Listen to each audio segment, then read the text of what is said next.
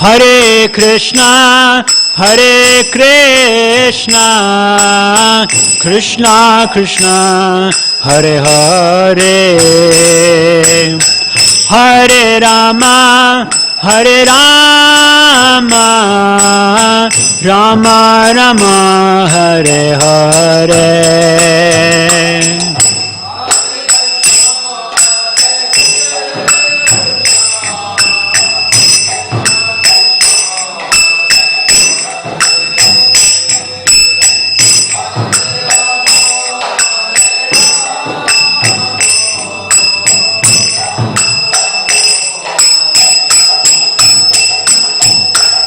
Hare Krishna, Hare Krishna, Krishna Krishna, Hare Hare, Hare Rama, Hare Rama, Rama Rama, Hare Hare.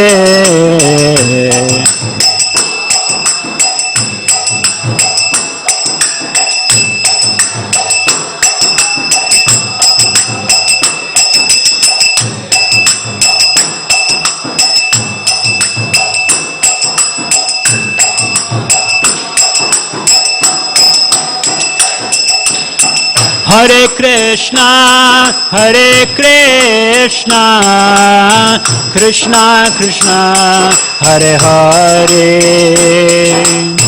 Hare Rama, Hare Ram, Rama Rama, Hare Hare.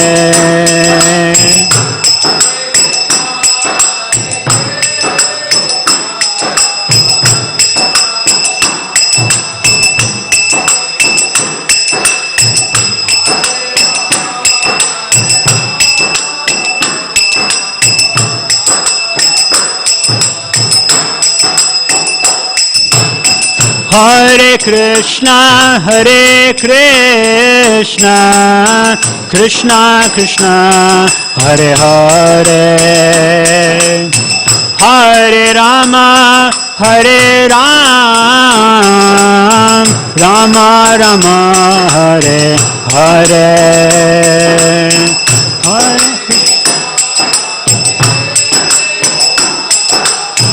Krishna Krishna, Hare Hare,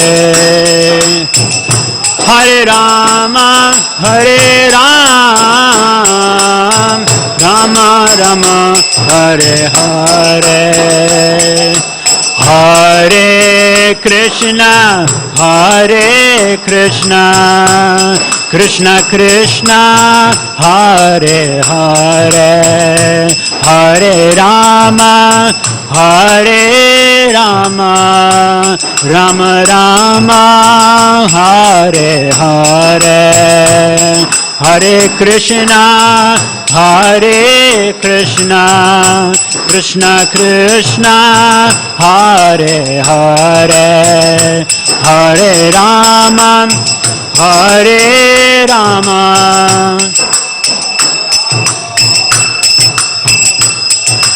Hare Krishna, Hare Krishna, Krishna Krishna, Hare Hare, Hare Rama, Hare Rama, Rama Rama, Hare Hare, Hare Krishna.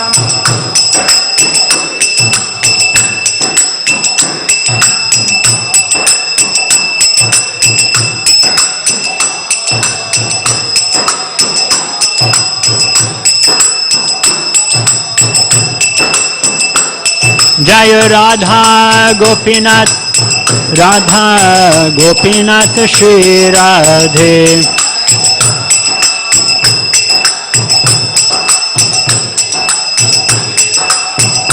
Jaya Prabhupada, Jaya Prabhupada, Prabhupada, Jaya Prabhupada.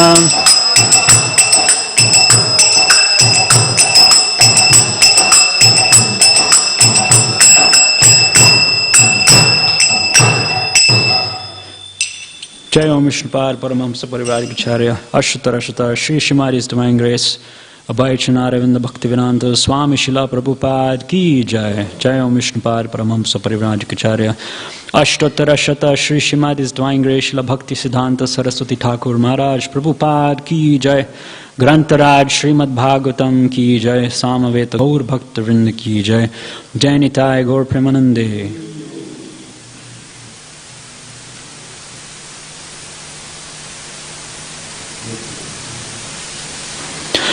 Om Namo Bhagavate Vasudevaya. Om Namo Bhagavate Vasudevaya.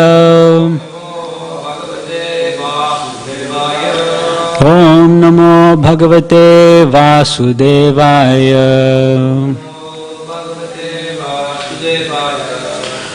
This morning we are reading from Canto 3, Chapter 5, Vidura's Talks with Maitreya, text number 17. Please repeat. Shri Shuka Uvacha Sa evam Bhagavan Prishtaha Sa evam Bhagavan Prishtaha Kshatrak Kausharavo Munihi Kshattra Kausharavo Munihi Pumsam Nishreyasarthena Pumsam Nishreyasarthena Tamaha Bahumanayan Tamaha Bahumanayan.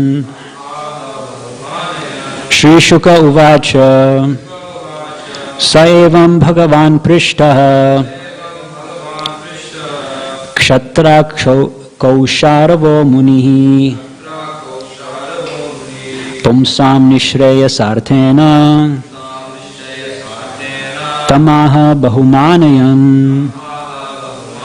Shri Shuka Uvacha Sa evam Bhagavan Prishtaha Kshattra Kausharavo Munihi Pumsam Nishreyasarthena Tamaha Bahumanayan.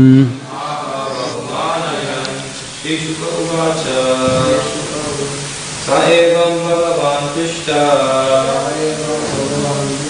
Kshattra Kausharavo Munihi Pumsam Nishreyasarthena Tamaha Bahumanayan. Shri Shuka Uvacha Sa evam Bhagavan Prishtaha Kshattra Kausharavo Munihi Pumsam Nishreyasarthena Tamaha Bahumanayan. Shri Shuka Uvacha Sa evam Bhagavan Prishtaha Kshattra Kausharavo Munihi Pumsam Nishreyasarthena Tamaha Bahumanayan. Translation and purport by His Divine Grace A.C. Bhaktivedanta Swami Srila Prabhupada Ki Jai. Translation. Shukadev Goswami said, the great sage Maitreya Muni, after honoring Vidura very greatly, began to speak at Vidura's request for the greatest welfare of all people. Purport. The great sage Maitreya Muni is described here as Bhagavan because he surpassed all ordinary human beings in learning and experience.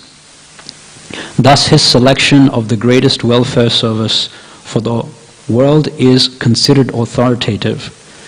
The all-inclusive welfare service for the entire human society is devotional service to the Lord. And as requested by Vidura, the sage described the same very appropriately.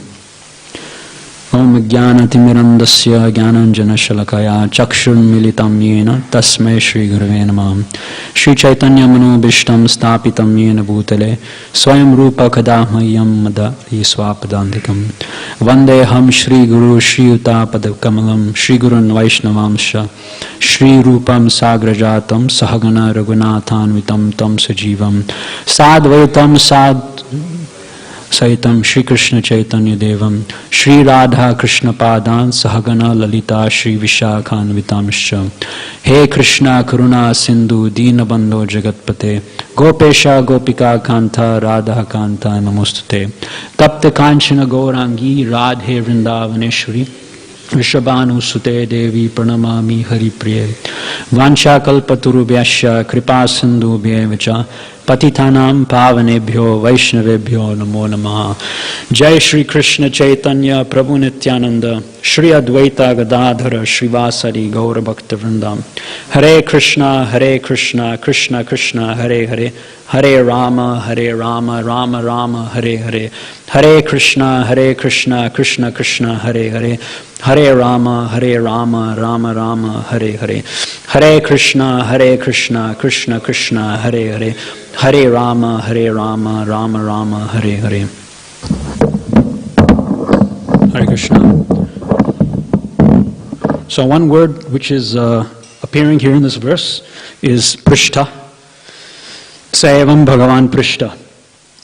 So the first thing that Srila Prabhupada is saying in the purport is that Maitreya Muni is described as Bhagavan because he surpassed all ordinary human beings in learning and experience.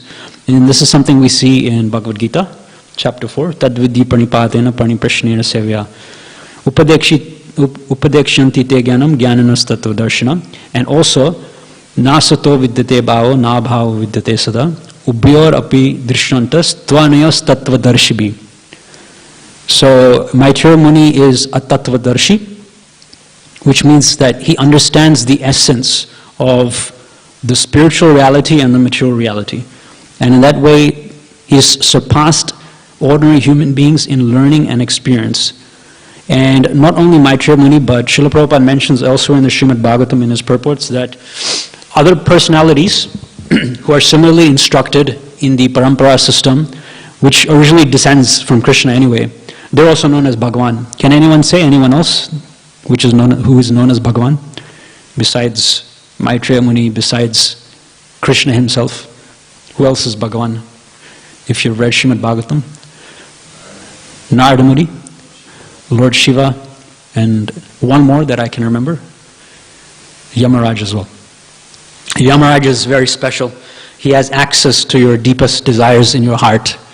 And there's two other personalities, Maya and Krishna himself. So Krishna knows what's going on in your heart. Maya also has access, and Yamaraj also has access. So when someone displays some tremendous ability or opulence of Krishna, then, and if they're a devotee of Krishna, then they're also referred to as Bhagavan in the Srimad Bhagavatam. So that's one thing. And the second word is Prishta, which means being requested. So another verse, which I think either Aruna Mataji or Rajavinod Mataji was quoting on Sunday, is Munayo sadhu prishto ham bhavadbir lokamangalam yat krita krishna samprashno yenatma suprasidhiti. So that verse appears there as well. Munayo sadhu prishta. Same thing here. Sa evam bhagavan prishta. So Bhagavan, in this case Maitreya Muni, being requested by Vidura to recite the glories of the Lord, began at Vidura's request to speak for the greatest welfare of all people. Same thing in that previous verse in the Srimad Bhagavatam, Bhavadbir Loka Mangalam. Loka Mangalam means Mangalarti. We go to Mangalarti. It's the most auspicious time of the day. We know it's Brahma Murta, roughly 19 minutes before sunrise. Srila Prabhupada mentions that the atmosphere is saturated with the mode of goodness. And recently I was reading a quote where some devotee asked Srila Prabhupada, what is the best time to chant japa? Of course, to chant japa, any time is the best time. But Srila Prabhupada mentioned that the morning hours before Mangalarti. That's the best time. So if you've ever woken up that early and chanted, like 2 o'clock, 3 o'clock, you'll find it's super easy just to sit there and just to focus on your rounds. But of course, the Maha Mantra is transcendental, but unfortunately we are covered up with anarthas. So as the day progresses and the rest of the world wakes up, then we can also get affected by these modes of material nature like passion and ignorance as well. But generally Bhagavad Gita says that Ya Nisha Sarva Bhutanam Tasyam Jagrati Samyami. So it says it's the opposite. Whenever the materialists wake up and they do their activities when they're active, at that time the introspective sage, the devotee, he or she is asleep. Now, not actually asleep, but what it means by asleep is they're asleep to all the things which are going on in the outside world. When everyone is busy doing their karmic activities, the devotees are asleep to that. They're still very much active and awake, but not in a materialistic way. And same thing, when the devotee is awake, they may be waking up early before Mangalarti and then attending Mangalarti, chanting japa afterwards, attending Bhagavatam class. At that time, the materialists are actually asleep. So the devotees don't sleep actually. That's why Arjuna is known as Gudakesha. Gudakesha means one who has conquered not only sleep but the mode of ignorance as well. And Srila Prabhupada mentions how Arjuna became Gudakesha is by becoming a very intimate devotee of Krishna and developing his relationship with Krishna. So if you also want to become a Gudakesha, if you want to conquer sleep, one thing Narada Muni says in the 7th canto Bhagavatam is that one should reduce one's eating and keep that eating in the mode of goodness. The famous verse Srila Prabhupada quotes in the Bhagavad Gita is Ahar Shuddha Sattva Shuddhi Sattva Shuddhi Dhruva Smriti Smriti Lambe Sarva Granthinam Vipramoksha. If you want to think of moksha, if you want to think of liberation, it starts with the tongue, your jiva. So it starts with the mode of goodness. Eating foods in the mode of goodness, ahar shuddha. When you eat foods in the mode of goodness, then sattva shuddhi, your outlook in life also becomes saturated with the mode of goodness as well. Sattva shuddhi dhruva smriti, then your memory and your intelligence becomes very sharp. You can discern what I should be doing, what I should be avoiding. I should be thinking of mukti.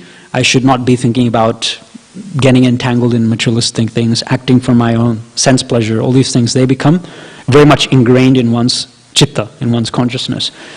Then smriti lambe sarva grantinam vipramoksha. Then one can think of liberation. Now there's two types of liberation. One is videha mukti and the other one is jivan mukti. Videha mukti is the mukti that one gets after giving up their material body.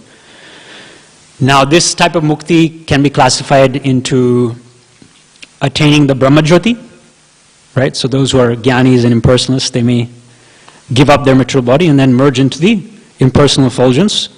But then, as the verse goes, Aruya Krishna Parampadam Tata Patanti Nadata Ishmatangriya.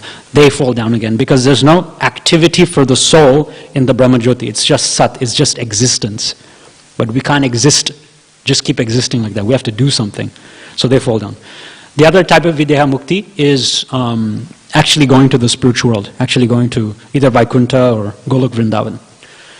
Bhakti is very special in the sense that one can gain the benefits of Videha Mukti without giving up one's body.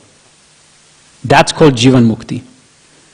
Karmana manasagira nikhila apyavastasu Jivan Mukta sauchate. Srila Rupa Goswami says in the Upadeshamrita.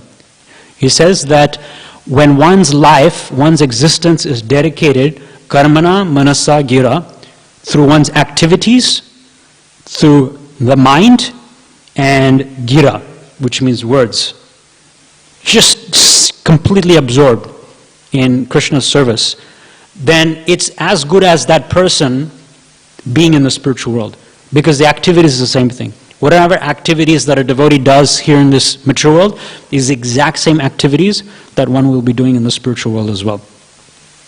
So Rupa Goswami says, has already got Videha Mukti without giving up the Deha itself. That's called Jivan Mukti. And to Srila Prabhupada, he was mentioning in a class that the type of mukti that people are looking for, like materialistic people, right? They go through dharma, artha, kama, and moksha. That moksha means that they live in this material world, performing dharma, artha, kama, and finally they get some tyag, they get some renunciation. Okay, I should look for something higher. So they look for that type of moksha. And Prabhupada says this is actually selfish moksha. Because why do you want to get rid of the material things? You can dovetail all these material things already in Krishna's service. And in that way, you don't have to go through dharma, artha, kama and then get moksha. You can, right now, right this moment, you can dovetail everything, dharma, artha, kama, in Krishna's service, and then automatically you're liberated. It's not something you have to strive for right at the end of your life, something like that. So here we see that Vidura has been instructed previously by Uddhava, and then Uddhava has left, and now Uddhava has instructed Vidura to go and meet Maitreya Muni. So Vidura has traveled a little bit along the bank of the Ganges, and he has come and he has met Maitreya Muni. And one thing we'll see in the Vedic culture, if we read the Shastra, we'll see that whenever someone is inquiring from a more senior personality, they'll glorify them, that's one thing, but they'll also make them feel very comfortable as well. So Vidura, for instance, here, Vidura is asking Maitreya Muni, please talk about Krishna Katha. And then along with that, Vidura is actually glorifying Krishna Katha itself. What are the benefits of hearing Krishna Katha? Why we should hear Krishna Katha? And of course, Maitreya Muni is there, he's a devotee, he's there just to speak Krishna Katha. So he feels very comfortable. Okay, this person is a very nice student, and I happen to be a very qualified teacher, so this combination is needed. Srila Prabhupada mentions that the guru needs to be qualified, and the student or the shishya also needs to be qualified. When this combination is there, then mutually both of them can get something very appreciable or something successful out of that relationship. So these two things need to be there. But in without bhakti, then I remember a story which Bhaktisiddhanta Saraswati Thakur, he mentions. It's called Seeing the Sun in the Night. So there's some very wealthy landlord, and he used to do his business, obviously, throughout the daytime, and then the sun set, and he was in the middle of doing his business, and then because the sun set, he couldn't do it anymore. So he got really upset, he got really angry. How dare the sun has set? I can't perform my karma. So then he was surrounded by, Bhaktisiddhanta Saraswati Thakur, he says, sycophants or sycophants, I don't know how you say it in English, or panegyrists. These are basically a group of people that are like servants. They're just all about glorifying their master. So he was surrounded by a group of these people. And they also started saying, yeah, you know, how dare the sun set? Our master, he can't do his work anymore. So then he told his servants, okay, because we can't see the sun in this darkness, then let's send some lanterns up into the night sky.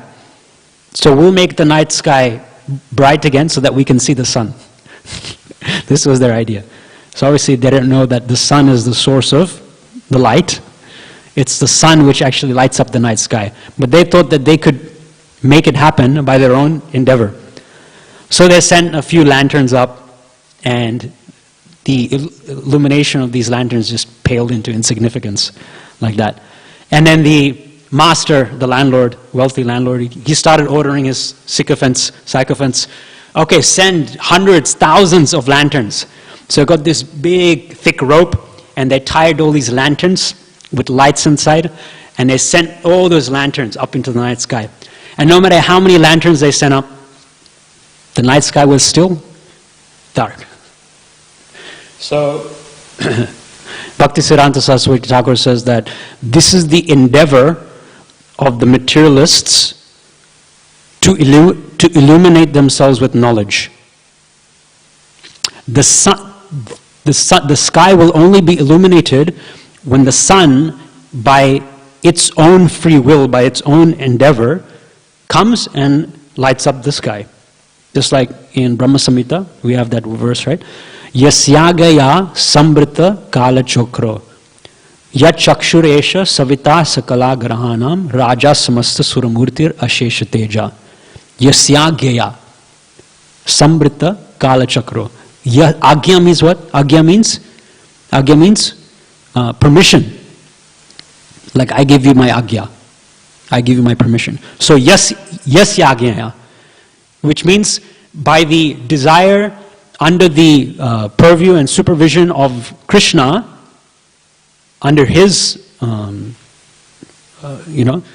system, then the sun is rotating around Bhumandala.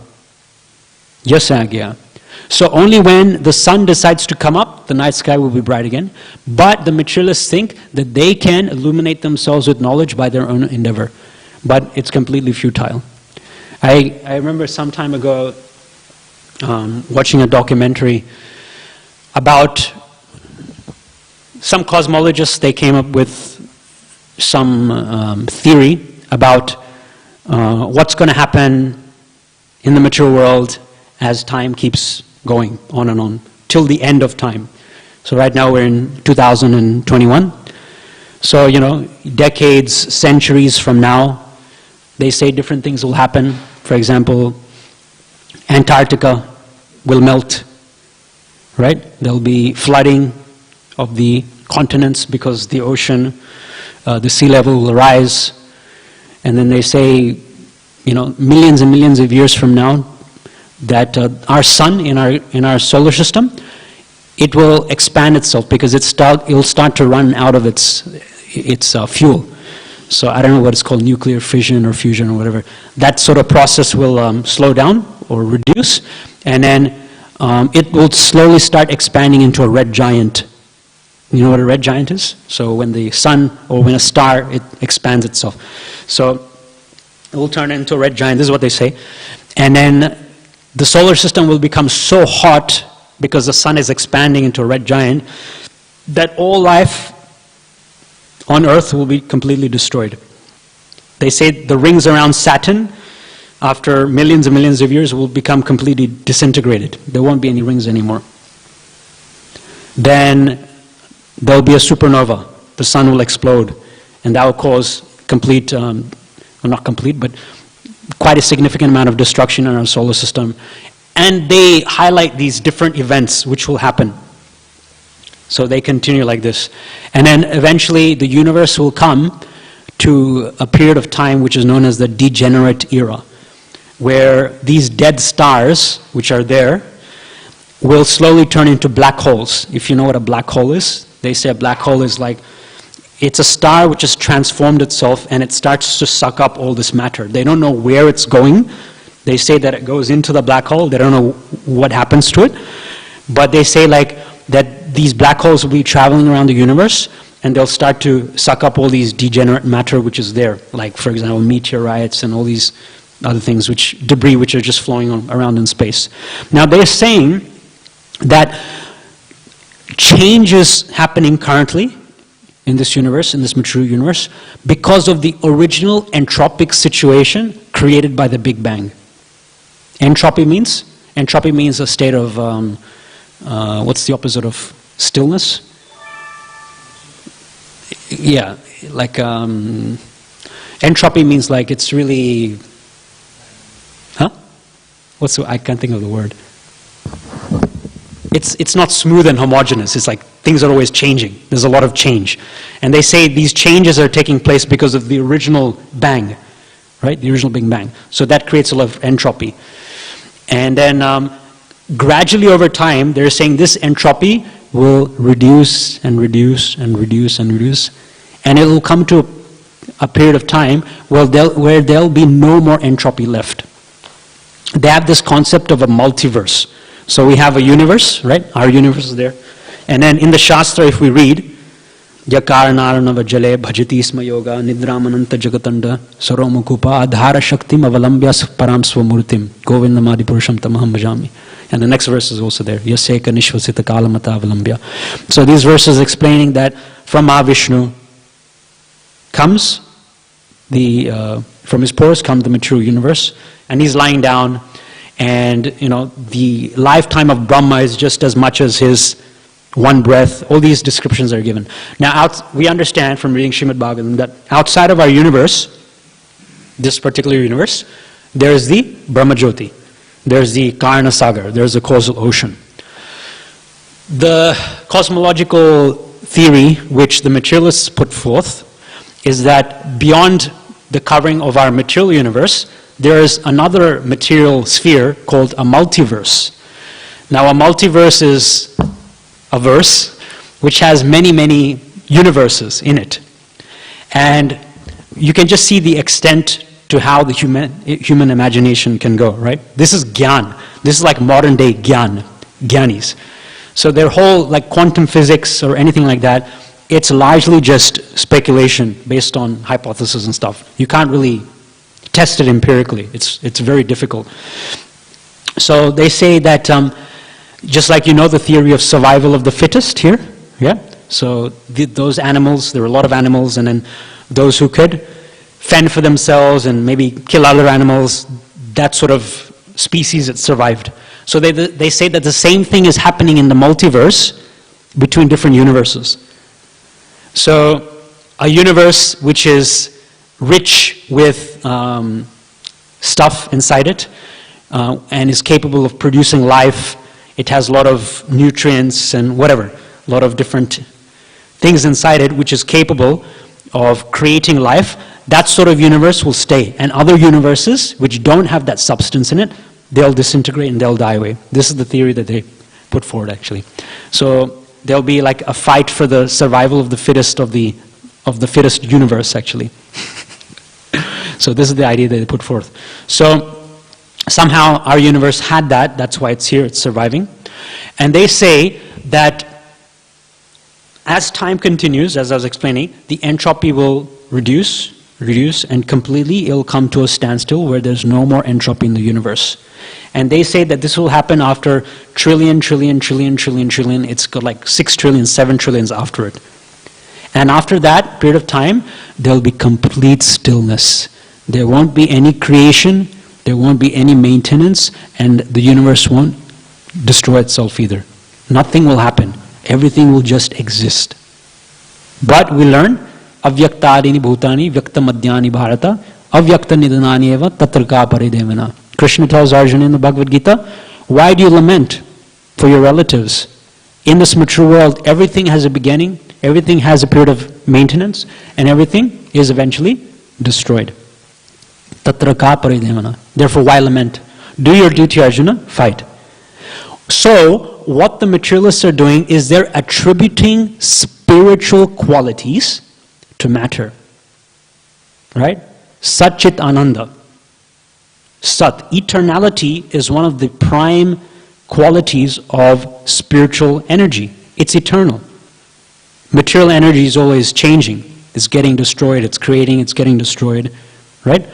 But spiritual energy is consistent. There's no creation, maintenance, destruction in the spiritual world.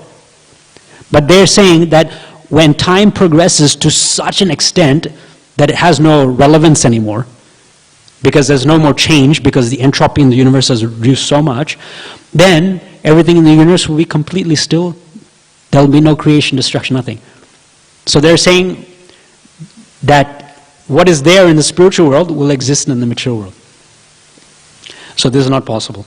So I'm just highlighting this point to show you that how we can mislead ourselves without spiritual knowledge. Here we see that Vidura is approaching Bhagavan, not Krishna, but Krishna's representative, Maitreya Muni, who is surpassed all ordinary human beings, and ordinary human beings are these scientists and whatever, philosophers that we're talking about, in learning and experience, because he has got this knowledge directly from Krishna himself. Yasmin vigyate sarvam eva vigati bhavantu. Once you understand Krishna, or once Krishna reveals himself to you, then you can understand everything else after Krishna, the creation of this mature world, how everything's working, in relation to Krishna. That's the descending process of knowledge. First understand Krishna, then understand everything else in relation to Krishna. The ascending process by which they're going through is they try to understand everything else, and they think that by understanding everything else, eventually we can understand Krishna. It doesn't work like that. First we have to understand Krishna, and it's not that we can understand. If we show some favorable attitude towards Krishna, priti, bhajatam priti purvakam, right?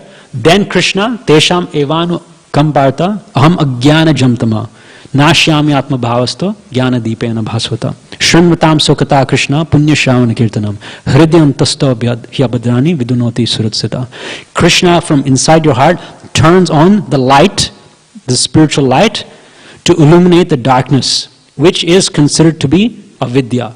And avidya, or ignorance, is the main reason which is keeping the conditioned soul in this mature world, actually. So we need knowledge. There's another story that Bhaktisiddhanta Saraswati Thakur says, in contrast to this. I forgot the name of the story. I think it's called A Lesson in Geometry. So there was a widow, and she had a son. So she was taking care of her son. And then she wanted to get her son educated. So she sends her son to a tutor. And she pays a great amount of money to get her child educated. So, he starts the tuition when he's just in year 1, year 2, like that. And the tutor is teaching him A, B, C, D, 1, 2, 3, 4, like that, basic mathematics, all that sort of stuff. And she keeps paying the tutor year after year a great amount of money. Finally, he comes to, 9th standard, year 9, year 10. And then one day, his mother, the widow, she decides to come to the tutor, and she decides to just see, how is my son learning, how is the education going? And as she's hearing, she hears the tutor tell the her son, let ABC be a triangle. Right? So which part of maths do we hear that? Trigonometry. We forget already, right? If we don't use knowledge, we forget. So, trigonometry. Let ABC be a triangle.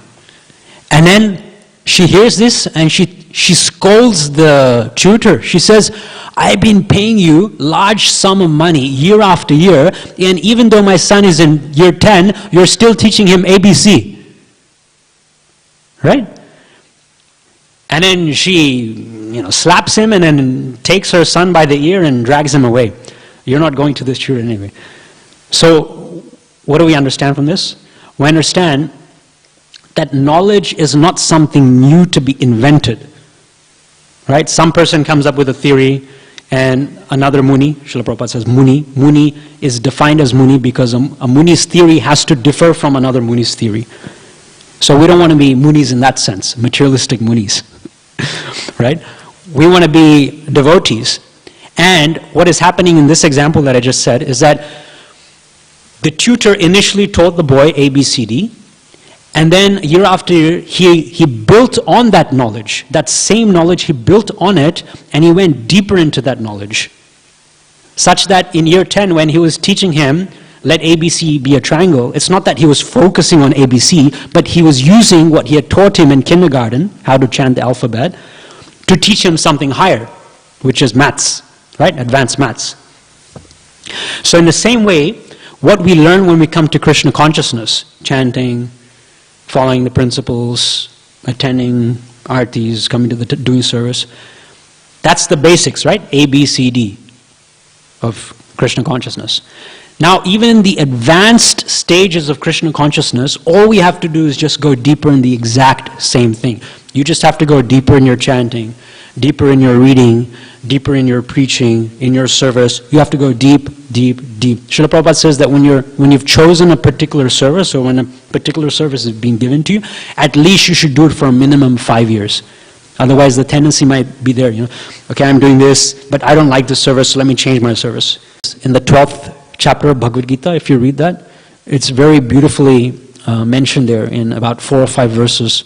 Krishna tells us the entire process of Krishna consciousness, the best, then what's the next level, and what's the next level, what's the next level, what's the next level, like going downwards. He says Krishna wants us to focus our mind and our intelligence completely in Him.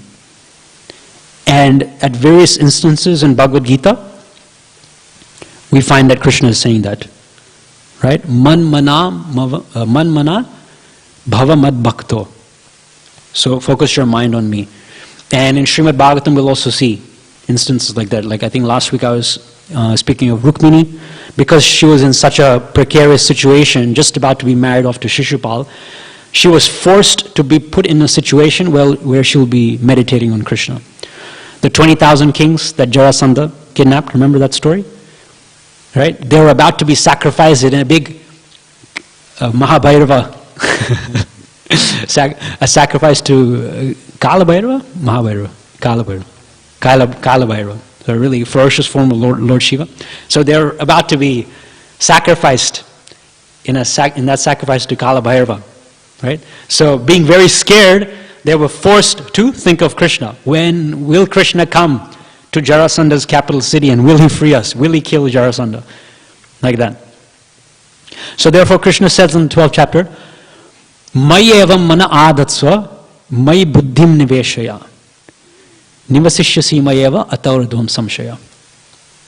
If you engage your mind in thinking of me, okay, and apply your intelligence in how to serve me, then you'll live with me, you'll live in me. Krishna says, this is the optimum form of bhakti. This is like Raganuga bhakti. You're not forced to think of Krishna. Krishna automatically just comes to your mind. And you can do that experiment for yourself. You can just lie down, just close your eyes, and you can just see, is Krishna automatically coming to my mind? What thoughts are coming to my mind? And this will give us a good indication of what our situation might be at the time we quit our body. See, because the mind, right, the subtle reality, the mind is what is creating our physical reality. I read something really, really interesting yesterday. I don't know if it was, I think it was in the 11th canto, so it wouldn't be Srila Prabhupada, it would be Srila Prabhupada's disciples.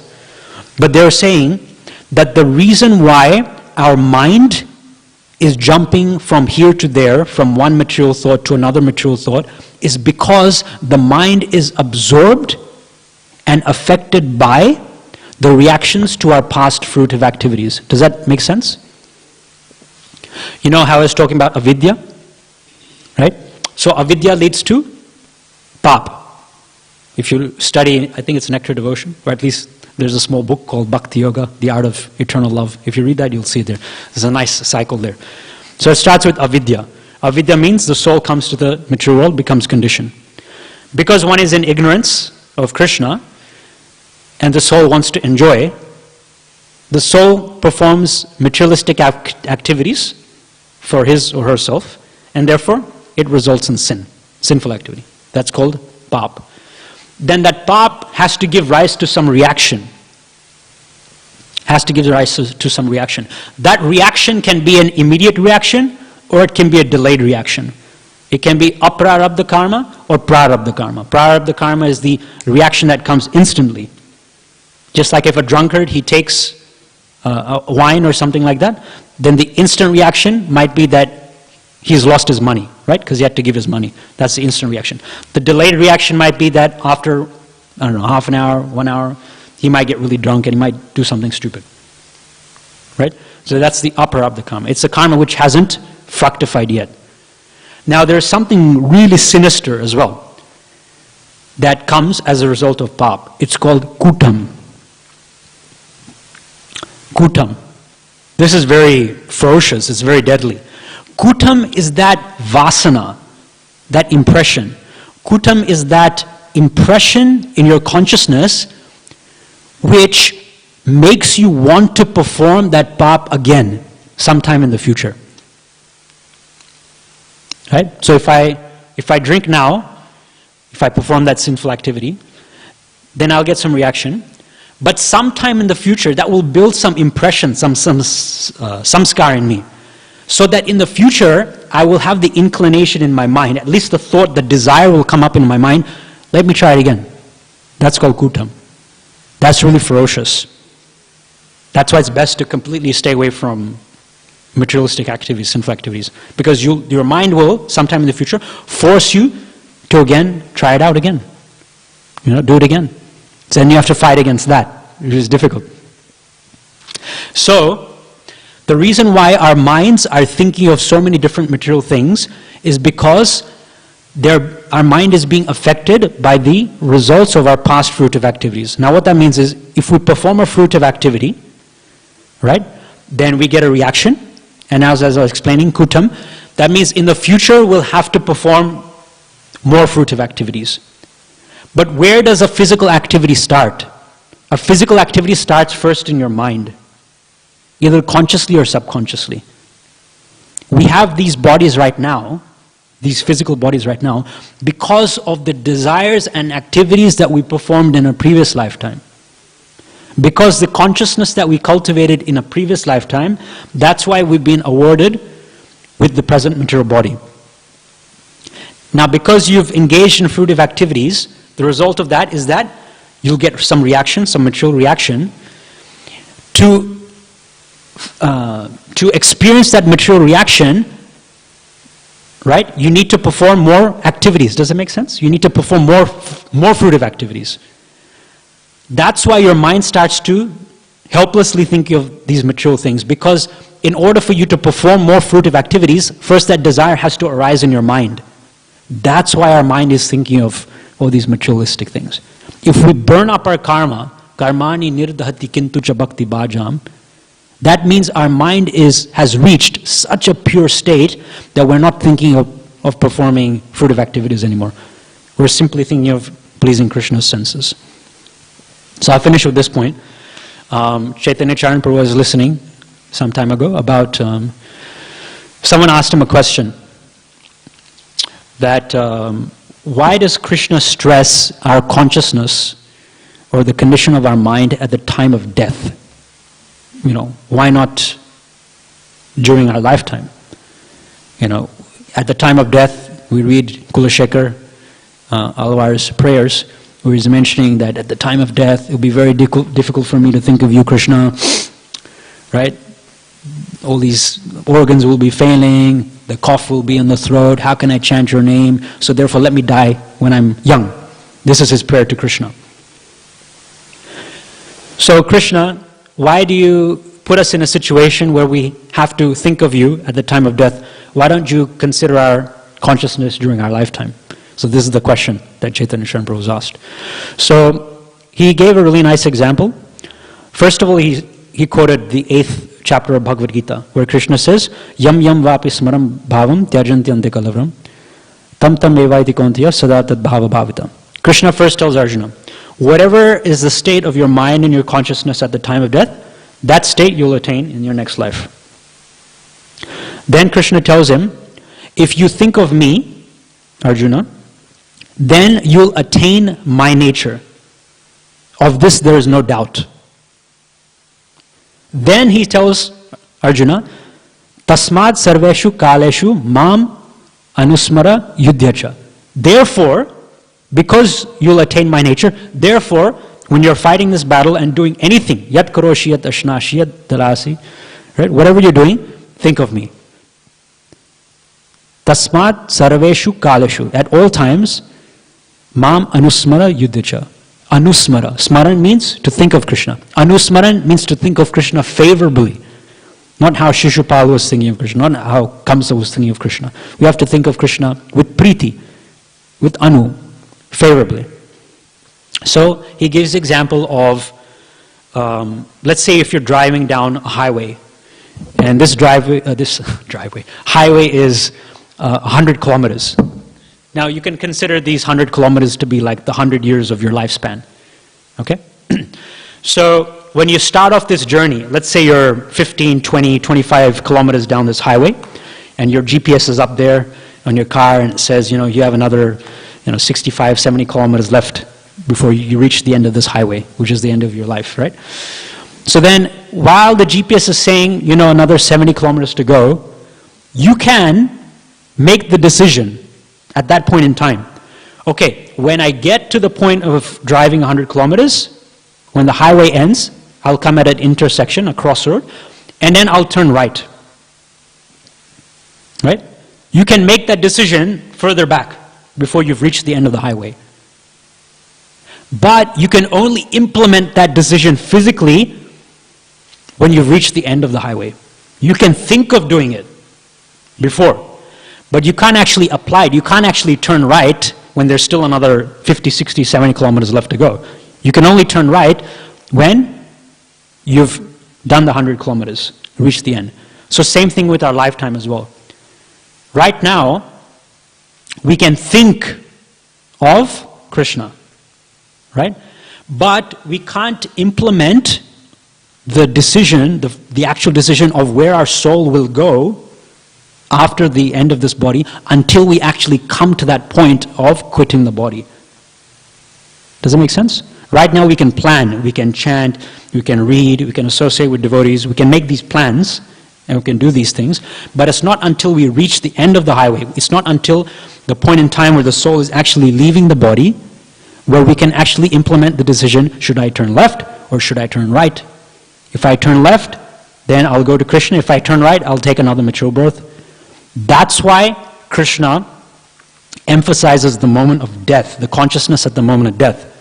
Because I can, all the while I'm driving down the highway, I can think and meditate to myself, I'll turn left, right? And then when I reach the end of the highway, if I've been meditating like this, I'll turn left, then when I reach the end, I'll turn left. But all the while, if I wasn't thinking which direction I should turn at the end of the highway, then when I come to the crossroad, I don't know where to turn. Should I turn left? Should I turn right? Right? So that's why it's important for us right now to think and meditate and practice devotional service, so that at the time of death, when that moment comes for the soul to choose, should I turn left or right, we know exactly which direction to choose. And I forgot where in Srimad Bhagavatam, somewhere in the 5th canto, there's a verse where a devotee is praying to Krishna that, Krishna, please bless me with the ability to be able to think of you at the time of death. And also, I think one of the Sri Vaishnava stories, I think it's Ramanujacharya, he asks his worshipable deity, Bharadraj? Is it? Comes here. Bharadwaj. I think it's Bharadwaj. Ramanujacharya's. Yeah, I think it's Bharadraj. Okay, so he asks Bharadraj, at the time of death, if I'm not able to think of you, then what will happen? And Bharadraj actually speaks to Ramanujacharya and he says, don't worry, if you can't think of me because you've been practicing devotional service, then I will think of you. So for those very special devotees, then Krishna can force himself. Like my Guru Maharaj explains, Krishna is not a sadist.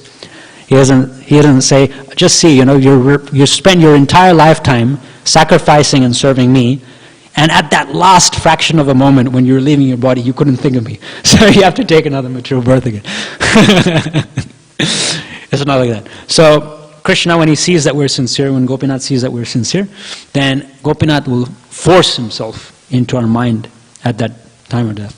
So that's why studying these discussions in Srimad Bhagavatam, like this one between Vidura and Maitreya, is very pertinent, very valuable, because this Krishna Katha is forcing us to fix our minds on Krishna. It's solidifying us right now, and it will determine our future in this lifetime and beyond as well. Okay, so thank you very much. We'll finish here. Grantaraj Srimad Bhagavatam ki jai, Srila Prabhupada ki jai.